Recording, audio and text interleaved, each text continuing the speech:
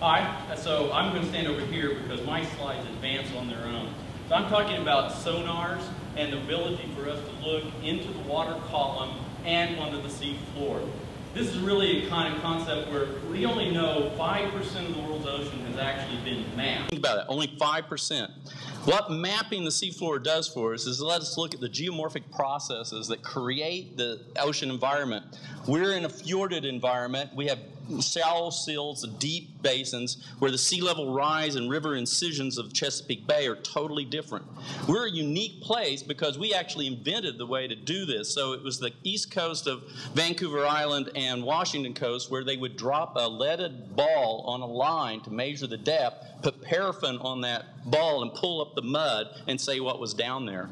We actually did the very first navigational charts using leaded lines where they'd put it between two boats, run it at a certain depth. If they hit a tree, they'd back up, go around it, and make a mark on the map where it was that deep. So we've been in ocean surveying for a long, long time. Of course, today we do it with sonars. This is where we send an acoustic signal down, and the time the signal goes down and comes back up gives us the depth.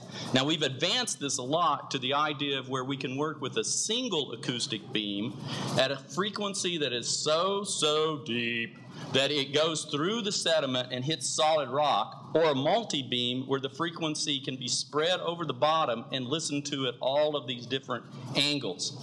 A single beam is very rich in information but very sparse in space. You can see the seafloor like this, building the surface, but you really only know it in a few places, but you know a lot of information. Where a multi-beam works at a different frequency, you get very high resolution of the bottom, but you can't penetrate the bottom to look at the subsurface. But what you can do with multi-beams now is to increase this to look into the water column. So where we're heading is the ability to have a multi-beam system on a ship, where right now the systems are up to around 800 angles, that they measure the angle under the ship to 800 places at a ping rate of 30 per second. So think about how much information you're bringing back into the data cloud. This is a image of post-processing that information. You have a data cloud that you have to resolve the signal-to-noise ratio on to get one potential bottom. Now, we never throw away data when we do this, so all we do is we flag data that we think is spurious, and we build various different surfaces of the bottom based upon our best guess of how the neighbor or ping or how rough the surface should really be.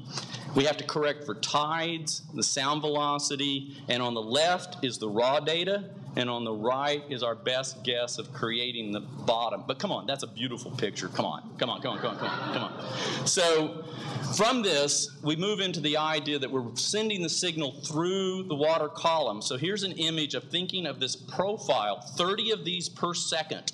As you move through the water columns, the ship progresses, and we're getting this interference from what's in the water column. It's what's in the water column that's particularly interesting now.